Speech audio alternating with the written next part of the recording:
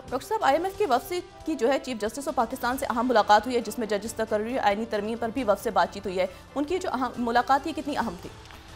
देखिए, ये तो एक टर्मोइल है मुल्क में और वो जारी है, और अब उसमें IMF भी मौजूद है देखने के लिए सारे मामलात को, अदालती मामलात को भी देख रहा है वो, और गवर्नेंस के मामलात को भी देख रहा है, और करप्शन के मामलात को भी देख रहा है। तो ये अब वो जाते हैं और जाके क्या रिपोर्ट देते हैं, और उसके नतीजे में ये जो मुल्क के अंदर एक पॉलिटिकल स्टेबिलिटी नहीं आ पा रही, बदकिस्मती जो पॉलिटिकल स्टेबिलिटी जो है वो नहीं आ रही, लेकिन अदालतों तक चली गई। ये मामला अदालतों तक जाना, और सबसे बड़ी अदालतों तक, ये बड़ा अफसोसनाक है। तो बस अब ये चल रहा है प्रोसेस, देखते हैं कि ये कहाँ तक इसको ये आगे चलता है। लेकिन मैं जो ये बात कहता हूँ ना कि बाहर से खित्ते के और बाहर के वाक़यात, वो इसलिए क्योंकि जो कुछ बाहर हो रहा है बराह रास्त पाकिस्तान में आइंदा क्या होगा उस पर असरअंदाज होगा, ठीक है। और ख़ित्ते के और दुनिया के वाक़यात यहाँ पे ज़ाहिर है कि तमाम मुल्क इस वक्त शदीद हिजान का शिकार हैं कि क्या होने जा रहा है उनके इर्द गिर्द। मतलब वो एक, मतलब हमने तो ये मैन मेड क्राइसिस खड़ा किया हुआ ना, मुल्कों में हकीकतन बहरान है, स्टेबल मुल्कों में। और सबसे बड़ा बहरान जो एक अलमिया की सूरत इख्तियार कर चुका है, एक ट्रेजिक स्टोरी है, वो ये है कि जो कुछ गज़ा में हुआ, और जो अगले चंद घंटे में कहूँगा, अगले चंद घंटे बड़े अहम हैं उसे, यानी एक तो चल रहा है ना एक पूरा प्रोसेस, लेकिन चंद घंटों में कुछ बड़े वाज़ेह मामलात हमारे सामने तब आएंगे जब उर्दन के फरमारवा शाह अब्दुल्ला दोम जो हैं उनकी मुलाकात होगी प्रेसिडेंट ट्रंप से।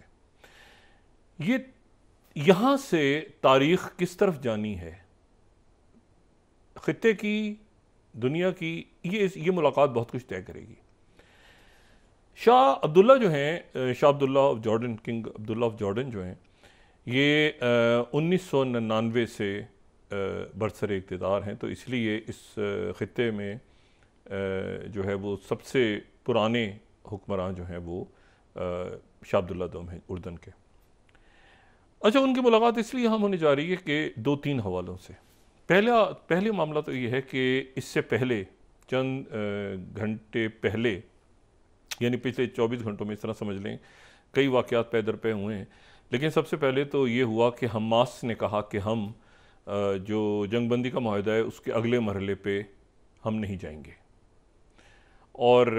ये जो 15 फरवरी का जो दिन है, उस दिन हम जो है यरगमालियों को और कैदियों की रिहाई की तरफ नहीं जा रहे, क्योंकि इसराइल जो है वो जाहिरियत कर रहा है और अपने जो जंगबंदी का मुआहदा है उससे वो हट चुका है। और मुख्तलिफ जो गज़ा में भी उन्होंने फायरिंग इस दौरान की है, उन्होंने एड को जाने से रोका है, और ख़ास तौर पे जो वेस्ट बैंक है, जो मगरबी किनारा है, वहाँ पर शदीद जो है वो जाहरियत की बड़ी है, और एक ख़ातून समेत जो है वो 3-4 शहादतें हुई हैं। ये तमाम जो दिन गुजरे पिछले 1.5 साल या उससे पहले का भी आप अरसा लगाएं तो हमारी तवज्जो गज़ा पे तो रही है, लेकिन जो वेस्ट बैंक में जो कुछ होता रहा है मगरबी किनारे पे, वो उस तरफ शायद लोगों की तवज्जो नहीं गई, जहाँ सारी सेटलमेंट्स हैं, जहाँ सारे जो ये जो सहूनी आबादकार हैं आके बैठ गए। तो अब इनसे कैसे निपटना है, कैसे,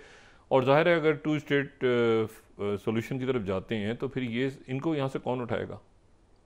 मतलब ये कैसे, तो एक बड़ा पेचीदा सा मामला है।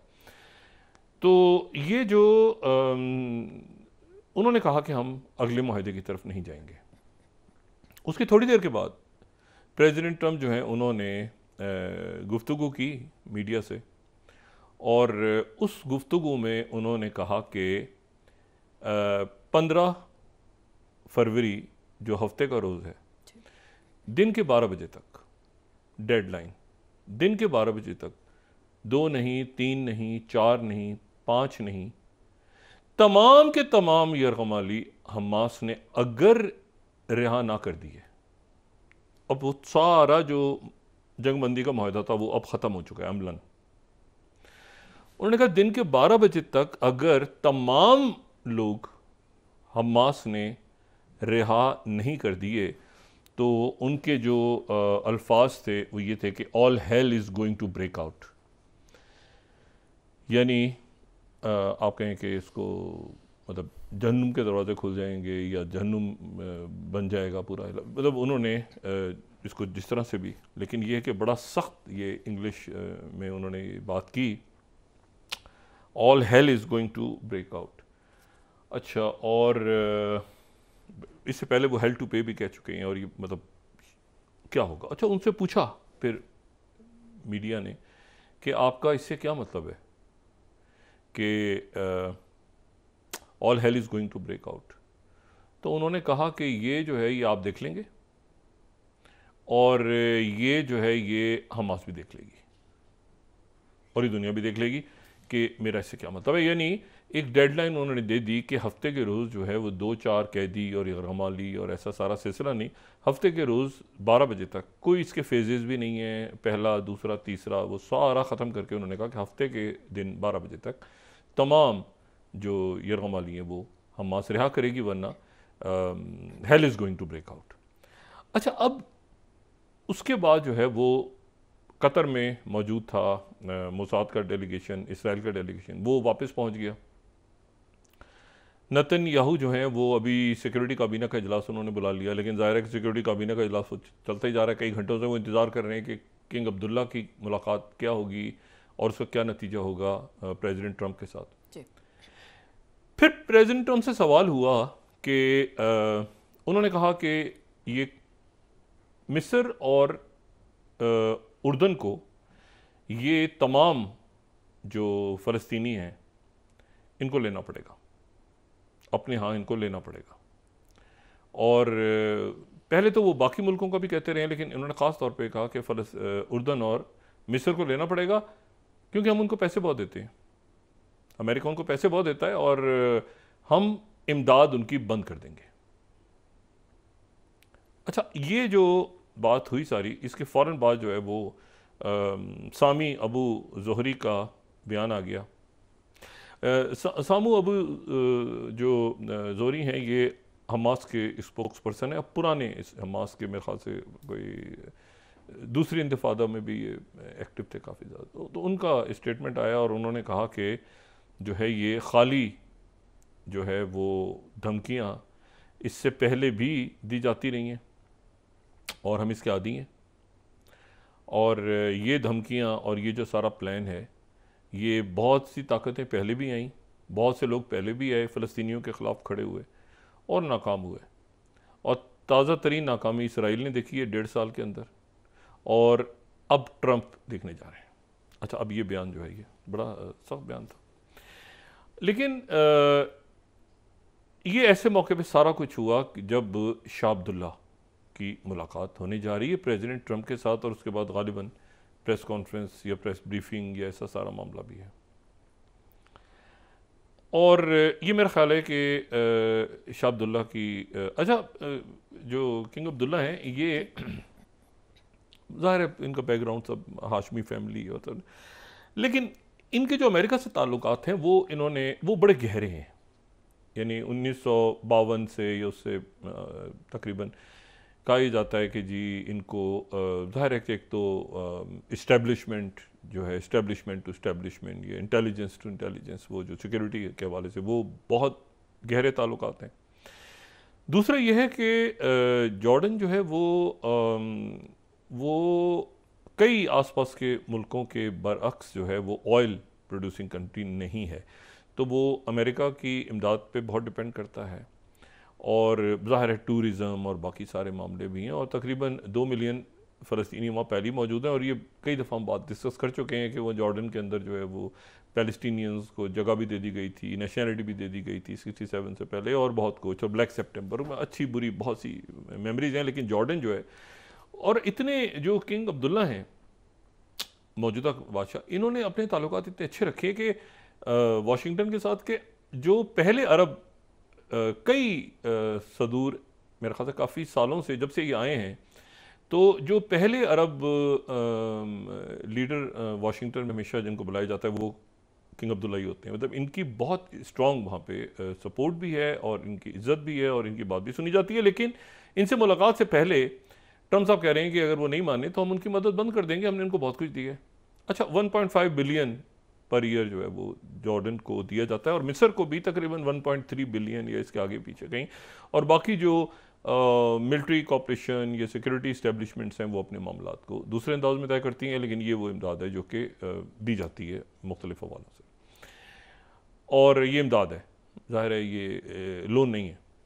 और चंद मुल्क जो सबसे ज़्यादा जिनकी मदद होती है उनमें से एक मिस्र है और एक जो है वो जॉर्डन है।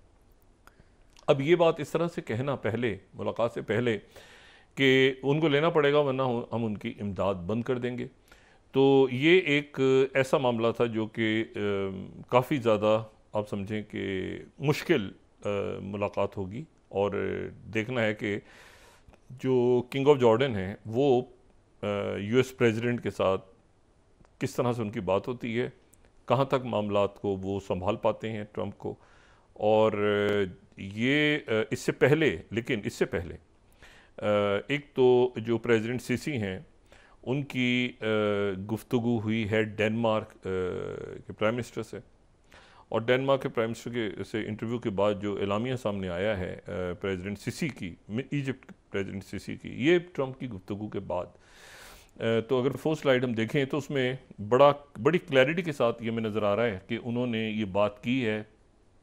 जो prime minister of the king of Denmark Miss Mette Frederiksen के साथ, और उसमें उन्होंने कहा है कि व्यूज़ को एक्सचेंज किया, इंटरनेशनल इश्यूज़ को डिस्कस किया, गज़ा स्ट्रिप डिस्कस हुई, और दोनों ने crucial need for implementation of seize fire in all 3 stages की बात हुई। और फिर उसके बाद ये है कि जो वहाँ पे ह्यूमैनिटेरियन सूरत हाल है, और फिर उसके बाद ये भी बात हुई without displacing its Palestinian population safeguarding their rights and ability to live on their land. तो ये इजिप्ट की तरफ से भी बात जो है वो डेनिश प्राइम मिनिस्टर के साथ हुई। अच्छा, अब यहाँ पर जो तो एक तो ये दूसरे इजिप्ट के जो फॉरेन मिनिस्टर हैं इजिप्ट के, उनकी मुलाकात किंग अब्दुल्ला की मुलाकात से पहले उनकी मुलाकात सेक्रेटरी स्टेट मार्को रूबियो के साथ हुई है। अच्छा, अब वहाँ जो वाशिंगटन में एक सूरत हाल ऐसी है कि एक तो मैं पहले भी बात कर चुका हूँ ना कि बहुत सारे लोग हैं, हर शख्स अपनी ज़ात में अंजुमन है, और उन सब के ऊपर जो बड़ी अंजुमन है वो ट्रंप है। यानी वो बज़ाहिर ऐसा लगता है कि वो मतलब सारे ऐसे ही हैं, मतलब है कि देखें ना सेक्रेटरी स्टेट जो है मार्को रूबियो वो तो उधर लैटिन अमेरिका में थे, उनको पता ही नहीं था, लेकिन ट्रंप ने कह दिया तो उनको वहाँ से कहना, उनको ज़्यादा मिडिल ईस्ट में वो आ रहे हैं अभी, लेकिन उनकी जो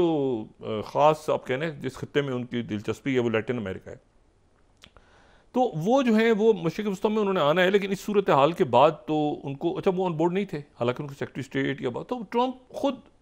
सारे फैसले जो है ना ट्रंप ही करते हैं। अब उन पे इन्फ्लुएंस किसका है, कितना, कैसे है, अभी तो इस वक्त तो सबसे ज़्यादा जो बयान हो रहा है कि वो इलॉन मस्क का है, उनकी फैमिली का है, ज़ाहिर है कि उनके जो दोस्त अहबाब हैं सारे, लेकिन कितने लोग इसमें शरीक होते हैं कितने नहीं होते फैसले में, ये अभी तक हमने नहीं, हमारे सामने बात आई। तो ये अब देखना ये है कि किंग अब्दुल्ला की जो मुलाकात है वो कैसे होगी और किस तरह से, क्या वो उसमें कन्विंस कर पाएंगे या नहीं कर पाएंगे। तो अरब रियासतों का मैसेज, तमाम अरब स्टेट्स का मैसेज जो है वो मार्को रूबियो को कन्वे किया इजिप्ट के फॉरेन मिनिस्टर ने। उन्होंने मुलाकात की और उस मुलाकात में कहा कि जी तमाम, ना सिर्फ अरब स्टेट्स, ना सिर्फ मुस्लिम स्टेट्स, ना सिर्फ OIC, ना सिर्फ यूरोपीय यूनियन, बल्कि अक़वाम मुत्तहिदा और ख़ुद अमेरिका और सारे दुनिया के मुल्क जो हैं वो 2 स्टेट सोल्यूशन पे कायल हो जाए। 2 स्टेट सोल्यूशन जो है ये इसके ऊपर ना फतह में ना हमास में किसी किस्म का, शुरू में था हमास के अंदर इस्लामी जिहाद में, लेकिन उसके बाद जो मीटिंग्स हुई महमूद अब्बास, प्रेसिडेंट महमूद अब्बास की और इस्माइल हानिया की कतर में, और ये पहले हम डिस्कस कर चुके हैं 2017 में 18 में, तो ये सब एक पेज पे आ गए थे कि ठीक है 2 स्टेट, और बड़ा मुश्किल था कि हमास और ये सारे एक पेज पर आए कि जी वो 2 स्टेट सोल्यूशन माने, लेकिन सब ने 2 स्टेट सोल्यूशन माना, सब ने मान लिया, हमास ने भी माना, सब ने माना, और फिर यहाँ ये जो एग्रीमेंट हुआ है ये इस बात की दलील है कि 2 स्टेट सोल्यूशन आखिर में, ये तो अमेरिका ने लिखा है ना बाइडन की, तो 2 स्टेट सोल्यूशन पे हमास का एग्री होना, इस्लामी जिहाद का एग्री होना एक बड़ा उनका आप समझेंगे शिफ्ट था। अब वो कह रहे हैं कि जी ये इससे निकल जाएं, और ये तो अमेरिका इसको, अच्छा 2-3 जुमले ऐसे हैं जो जिसके ऊपर एक कन्फ्यूजन है, अभी तक मैं भी और कुछ लोगों से मेरी बात भी हुई, वो उस पर क्लैरिटी नहीं है।